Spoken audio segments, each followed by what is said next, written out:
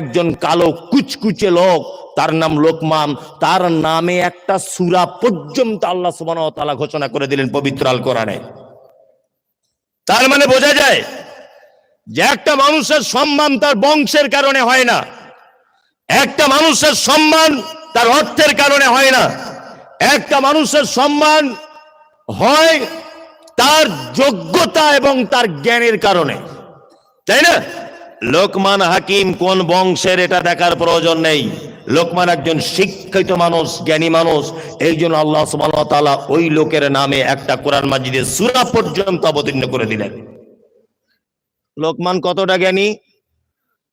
লোকমানের মালিক লোকমানকে একদিন জিজ্ঞাসা করে বলছে, লোকমান, আরে তুমি তো বকরি চড়াও, বকরি চড়ানোর মাঝখানে মাঝখানে তুমি নাকি মসজিদের ভিতরে মানুষকে নাকি দিনের দাওয়াত দাও, তুমি নাকি খুব জ্ঞান রাখো, আচ্ছা তোমার জ্ঞানের পরীক্ষা হবে।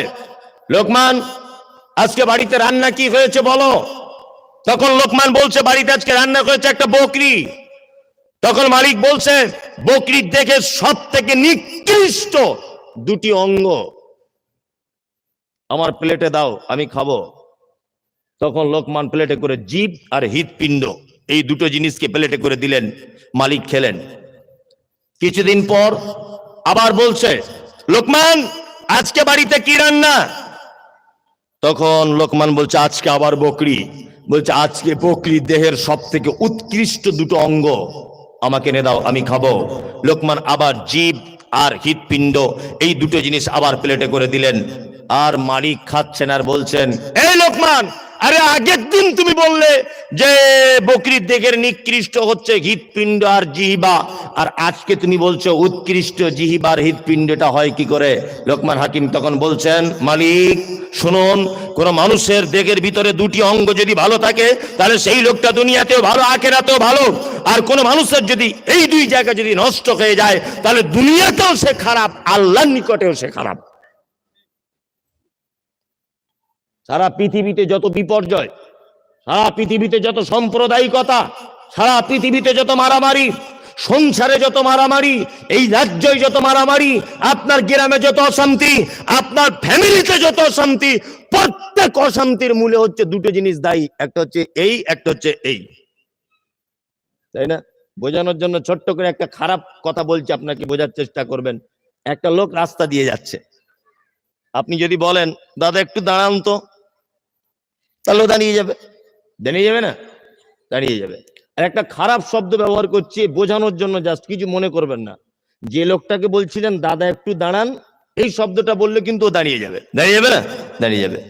ওই লোকটাকে যদি আপনি পিছন দিক দিয়ে বলেন, এই শালা একটু দাঁড়া, যদি এইটা আপনি বলেন, আচ্ছা কি করবে বলুন তো?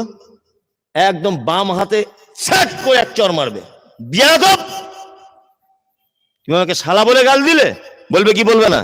বলবে। দুইজনের মারামারি শুরু হয়েছে, দুইজনে খুব কুস্তি চলছে। এখন একজনের বেটা আসছিল মোটরসাইকেলটা সাইডে ফেলে দিয়ে বাঁশ নিয়ে ওর বাপকে যে মারছে তাকে আঘাত করেছে।